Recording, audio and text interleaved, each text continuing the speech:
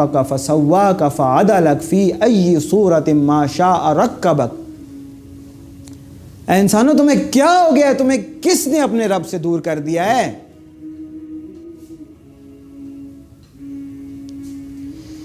رسول اللہ صلی اللہ علیہ وسلم کبھی کبھی صحابہ کو کہتے تھے کہ اگر تم وہ باتیں جان لو جو میں جانتا ہوں تو تم بہت ہی کم ہنسو اور بہت رو.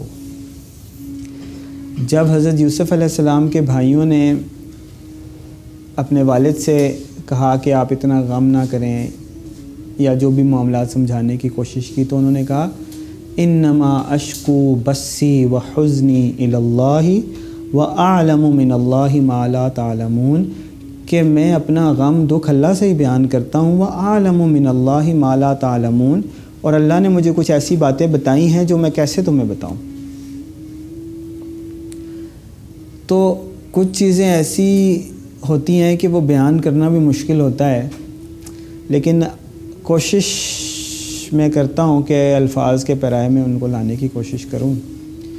اللہ ہی توفیق دینے والا ہے. ربی حبلی حکما والحقنی بالصالحین رب اشرح لی صدری ویسر لی امری واحلل عقدۃ من لسانی یفقہوا قولی. تو زیادہ سوالوں کے جواب تو شاید میں نہ دے سکوں، لیکن اس جو اب میں بات کرنے لگا ہوں، لیکن بہرحال کوشش میں کرتا ہوں کہ جو بات ہے وہ بتاؤں آپ کو. کہ بنتا نہیں ہے کہ اللہ تعالیٰ ہماری اتنی منتیں کرے، بنتا نہیں ہے کہ اللہ تعالیٰ اتنے لوگوں کو سمجھائے، اتنے لوگوں کے خواب میں رسول صلی اللہ علیہ وسلم خود تشریف لائیں اور انہیں بتائیں کہ محمد قاسم ہی امام مہدی ہوں گے. نہیں بنتا. کافی ہونا چاہیے وما علینا الا البلاغ. یہ کافی ہونا چاہیے کہ والعصر ان الانسان لفی خسر الا الذین آمنوا وعملوا الصالحات وتواصوا بالحق وتواصوا بالصبر. یہ کافی ہونا چاہیے. یہ نہیں بنتا تھا کہ دیکھیں رسول اللہ صلی اللہ علیہ وسلم کی شان. رسول اللہ صلی اللہ علیہ وسلم اپنی زندگی میں کتنی دفعہ دعوت دینے گئے تھے حبشہ میں؟ ایک دفعہ بھی نہیں. کتنی دفعہ رسول اللہ صلی اللہ علیہ وسلم فارس کے بادشاہ کے پاس گئے تھے کہ ایمان لے آؤ؟ ایک دفعہ بھی نہیں. رسول اللہ صلی اللہ علیہ وسلم کتنی دفعہ تشریف لے کر گئے تھے روم کے بادشاہ کے پاس کہ ایمان لے آؤ اللہ پر؟ ایک دفعہ بھی نہیں. کتنی دفعہ رسول اللہ صلی اللہ علیہ وسلم تشریف لے کے گئے تھے ہندوستان کے راجاؤں اور سرداروں کے پاس؟ ایک دفعہ بھی نہیں. وَرَفَعْنَا لَكَ ذِكْرَكَ. اللہ نے ان کی شان بلند کی.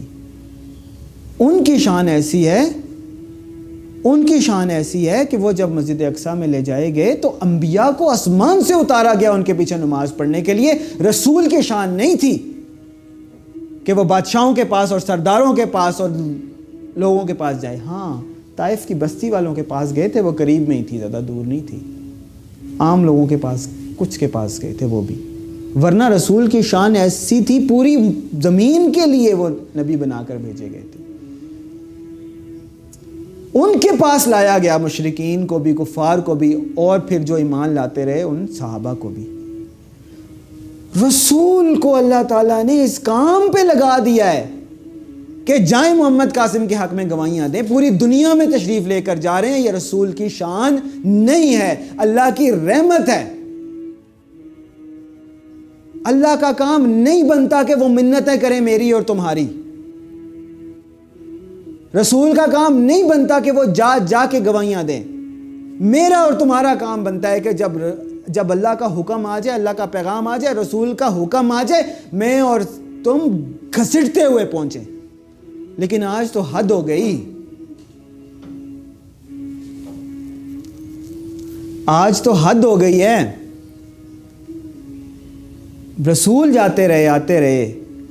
آج اللہ کہہ رہا ہے کہ میرا بنتا نہیں تھا تمہارے پاس آنا. آج کی بات سن لیں کہ میرا بنتا نہیں تھا آج تمہارے پاس آنا، لیکن میں خود آیا ہوں. اور اب میں آ ہی گیا ہوں تو تم لوگوں کو یہ بتا دوں کہ رسول صلی اللہ علیہ وسلم کو مفہوم میں بتا رہا ہوں، میں بھیج رہا ہوں ساری دنیا میں کہ وہ گواہیاں دیں کہ محمد قاسم امام مہدی ہوں گے. اور قیامت کے قریب خواب کم ہی، قیامت کے قریب زیادہ تر خواب سچے ہوں گے. اور قیامت کے قریب بہت لوگوں کو خواب آئیں گے. یہ رسول صلی اللہ علیہ وسلم نے تو ہمیں اللہ کی بات پہلے ہی بتا دی تھی. اب اللہ رسول کی گواہی دینے کے لیے آیا ہے اور کہہ رہا ہے کہ بنتا تو نہیں تھا میں آؤں، لیکن اب میں آ گیا ہوں تو تمہیں یہ بتا دوں. اور جو آج اللہ نے قہر دکھایا ہے نا، جو آج اللہ نے اپنی شان دکھائی ہے، وہ بیان سے باہر ہے. الفاظ کیسے میں بتاؤں آپ کو کہ شاید ہی کبھی کسی کو آپ نے اس قدر غصے میں دیکھا ہو جس شان میں آج اللہ نے خود کو دکھایا ہے. اور وہ چیخ کے کہہ رہا ہے کہ تمہیں کیوں سمجھ نہیں آ رہی کہ تمہارے اوپر عذاب آ رہا ہے، تمہارے اوپر عذاب آنے والا ہے، تمہارے اوپر عذاب آنے والا ہے، تمہارے اوپر عذاب آنے والا ہے، تم لوگ کیوں نہیں سمجھ رہے.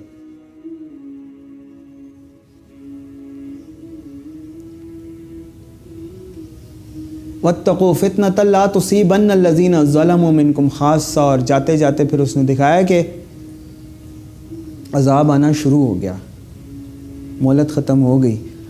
اور وہ عذاب شروع کس سے ہوا؟ ان سے نہیں کہ جنہوں نے کھلم کھلا کفر کیا ہے، تکبر کیا ہے، کھلم کھلا فتوے دیے ہیں، کھلم کھلا مذاق اڑایا ہے. ان سے نہیں شروع ہوا. ان سے بھی نہیں شروع ہوا کہ جو خاموش ہیں اس معاملے میں. ان سے بھی نہیں شروع ہوا جو ان کا ساتھ دے رہے ہیں کھلم کھلا مخالفت کرنے والوں پہ. ان سے بھی نہیں شروع ہوا جو خاموش ہیں اور نیوٹرل ہیں. کس سے شروع ہوا؟ اگر میں بتاؤں تو آپ حیران پریشان ہو جائیں گے کہ وَاتَّقُوا فِتْنَةً لَا تُصِيبَنَّ الَّذِينَ ظَلَمُوا مِنْكُمْ خَاصَّةً. اللہ کا قہر اس نہج پہ پہنچ چکا ہے کہ وہ معصوموں سے شروع ہوا، وہ ظالموں کی اولادوں سے شروع ہوا. اور وہ وقت آ گیا ہے، نہ سمجھو گے تو مٹ جاؤ گے اے ہندوستان والو، نہ سمجھو گے تو مٹ جاؤ گے اے پاکستان والو، نہ سمجھو گے تو مٹ جاؤ گے اے سعودی عرب والو، نہ سمجھو گے تو مٹ جاؤ گے اے امریکہ والو، نہ سمجھو گے تو مٹ جاؤ گے اے یورپ والو، نہ سمجھو گے تو مٹ جاؤ گے عراق والو، نہ سمجھو گے تو مٹ جاؤ گے یمن والو، نہ سمجھو گے تو مٹ جاؤ گے اسلام آباد والو، نہ سمجھو گے تو مٹ جاؤ گے لاہور والو، نہ سمجھو گے تو مٹ جاؤ گے کراچی والو، نہ سمجھو گے تو مٹ جاؤ گے ہندوستان، پاکستان، بلوچستان، پنجاب، سندھ، کراچی، کشمیر، گلگت والو. تمہاری داستان تک بھی نہ ہوگی داستانوں میں. اللہ کا قہر اس نہج پہ پہنچ چکا ہے اور مہلت ختم ہو چکی ہے. وما علینا الا البلاغ المبین. کہتا ہوں وہی بات سمجھتا ہوں جسے حق. نئے ابلۂ مسجد ہوں نہ تہذیب کا فرزند، اپنے بھی خفا مجھ سے ہیں بیگانے بھی نہ خوش. میں زہر ہلاہل کو کبھی کہہ نہ سکا قند. نہ سمجھو گے تو مٹ جاؤ گے، تمہاری داستان تک بھی نہ ہوگی داستانوں میں. والصلاۃ والسلام علی سیدنا محمد وعلی آلہ وصحبہ وآل بیتہ اجمعین.